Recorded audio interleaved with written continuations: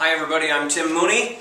I'm performing the one-man show Lot O' Shakespeare this year, but you may remember me from previous years when I have performed Moliere Than Thou, Criteria, a one-man sci-fi thriller, Karaoke Nights, a one-man rock opera, or Dancing Nude. And so you're not actually an out-of-towner, technically speaking, are you? Not this month, or this summer, actually. I am now living the life of the snowbird. I spend 9 months out of my year on the road performing at high schools and colleges around the country. And during the winter, I go south. This past winter I stayed in Chattanooga, and this summer I decided to come on up to Minneapolis early. So I've got some nice digs here in Minneapolis, and am enjoying the summer here. So you're enjoying the summer? I am. This is it. I'm hearing horror stories about other places that this is comfy and fun. And you're from south, so these kind of temperatures are normal? Well, I'm mostly from Chicago, so this is normal to me, and it's actually a few degrees cooler than what I would anticipate in Chicago around this time. I believe that's the first time I've heard the word cooler described for this weather. Mm-hmm. And you're here for the Fringe Festival. I am. So I've enjoyed the last, 4 Fringe festivals that I've done here, so it's so I decided I would see what Minneapolis was like on a longer span than just kind of the 12 days I'm normally in town for Fringe. And how are you finding it? It's great. I'm loving the neighborhood. I'm loving my house, getting a lot of work done on setting up bookings, which is kind of how I spend my summer, is mostly setting up bookings or doing Fringe festivals. And your neighbors, do they see you when you're just walking around in your outfit like you are? What do they say? No, I mostly walk around naked, so they have no trouble with that. If I had this on, they might freak out. Okay, that's actually part of your show, isn't it? That's a whole different show. Well, I mean, what you're wearing now. Yes, this is my show. Is this period? Did Shakespearean actors actually wear that? I think if it was the jester or the fool, it's quite likely they might wear something like this. I just wear this particular piece just to kind of set the mood as I do my opening monologue, and then I lose it as the show goes on, as I do more serious material along with some of the comic pieces. Now, is this a piece for the Fringe? That is, have you done this before? I've done this, I've been doing this one for about a year and a half now. This is one I do to high schools and colleges around the country. I opened it, my first Fringe was actually the Kansas City Fringe about a year ago, and I did this same one at the Orlando Fringe earlier this summer. And what are the challenges of doing a performance at the Minnesota Fringe Festival versus at a high school or other fringes? Well, I'm racing to set up, get all my stuff into place, do the show within 60 minutes and get done. Now, often I have similar problems with a high school or something, but it's a little tight. Now, in this particular Fringe, for whatever reason, I'm not allowed to use video. Normally I have a slideshow accompanying what it is I do, so this time around it's just me and Shakespeare's words. And how do you happen to pick which Shakespeare's works you do? Well, I'm glad you asked that. I have this whole monologue worked out about just how I ended up deciding on how to do it this way, but in short, I have a bingo cage. Okay. And inside this bingo cage, there are 44 ping pong balls, with one representing each of Shakespeare's known 38 plays, and 6 representing 6 of his sonnets, and I give the bingo cage a spin, and whatever comes out, that's the monologue I do.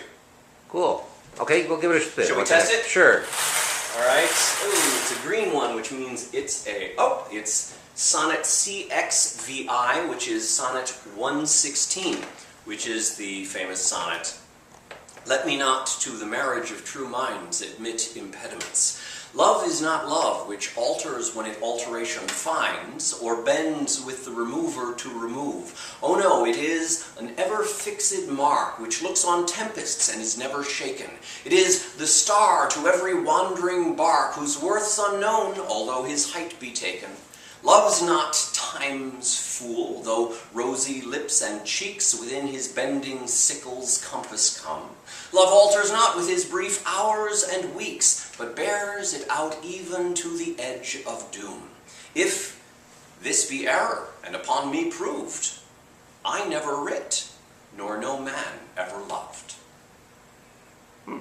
Okay, and so you, people who go to your show have a 1 out of, what do you say, 48 chance of picking that? 1 out of 44. 44. And they each get their own individual Iago card. Not a bingo card, but an Iago card, Iago being a character out of Othello. And each Iago card is unique to each other Iago card in the room, so that the first person to match up, so people who check off the play titles as they come up, first person to match up 4 in a row going across or up and down or on a diagonal, walks away with this fabulous Lot O Shakespeare t-shirt. So there's actually, which works great, especially when I do this in high schools, because kids will do anything for a t-shirt. And so they actually will pay attention from one monologue to the next as they follow along through the evening, because there's no other way with 38 Shakespeare monologues to create any kind of a narrative thread that's going to guide the audience through the course of the evening. And so the narrative thread is win a t-shirt. The narrative thread is win a t-shirt, or there's also the option of winning a book. I have my recent release, Acting at the Speed of Life, Conquering Theatrical Style, which is starting to be used as a textbook in some high schools and colleges. And so there's that. And then we have other swag as well. If you haven't noticed already, I'm big on swag. This year's sticker is I've seen a Lot O Shakespeare. Everybody's going to want one of those stuck on them walking around Minneapolis. And the very rare swag, there are only 10 of these in existence, is the magnetized postcard that you can put on your refrigerator with all the details about coming to see Lot O Shakespeare. The stickers, these are on doors of professors all around the United States that have kept them there for years and years and years. Sometimes when I see them 5 or 6 years later, they'll tell me, you know, my sticker's about worn out. Could I get another one from you? And so I'm delighted to provide them with that. So these are all over the United States and Canada. In fact, I just visited some folks in Saskatoon who have my Moliere the Now sticker and my Karaoke Night sticker, and then I just provided them with the new Shakespeare sticker while I was in town. When you do something like a Fringe as opposed to a one-night performance, clearly you have to memorize 44 things. I mean, a lot of the Fringe people are doing their 1 hour play. Yes. What is the prep? What do you do? It's 2 hours worth of material, over 2 hours worth of material, of which I get to perform 1 hour of on any given night. So it's essentially rehearsing 2 one-man shows for the sake of performing one. And it's the same whether I'm doing it at a Fringe or if I'm doing it at a high school somewhere. So sometimes the high school I may have 75 minutes or 90 minutes, up to 90 minutes to perform, but regardless, I'm still not doing the full complement of material that I have available. So I'm rehearsing usually 2 hours a day in anticipation of ultimately performing 1 hour worth of material.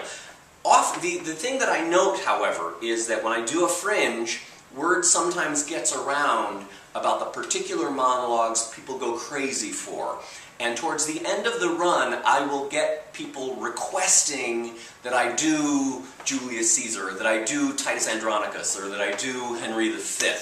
And once someone has actually won the prize, I generally open it up for requests, and then people get to shout out their favorite Shakespeare plays that I can do pieces from. Well, all right. I tell you what. Could you do the most requested one for us here? Well, probably the most requested one is Julius Caesar, which is like an 8-minute monologue. So let me do the conclusion of the Julius Caesar one.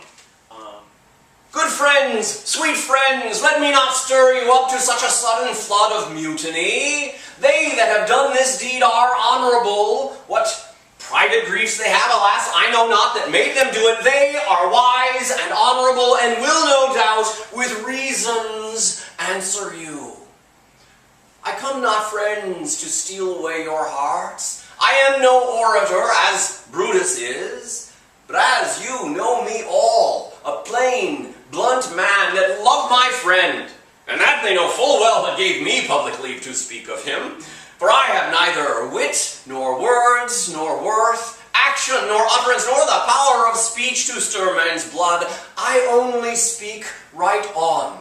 I tell you that you yourselves do know. Show you sweet Caesar's wounds, poor, dumb mouths, and bid them speak for me.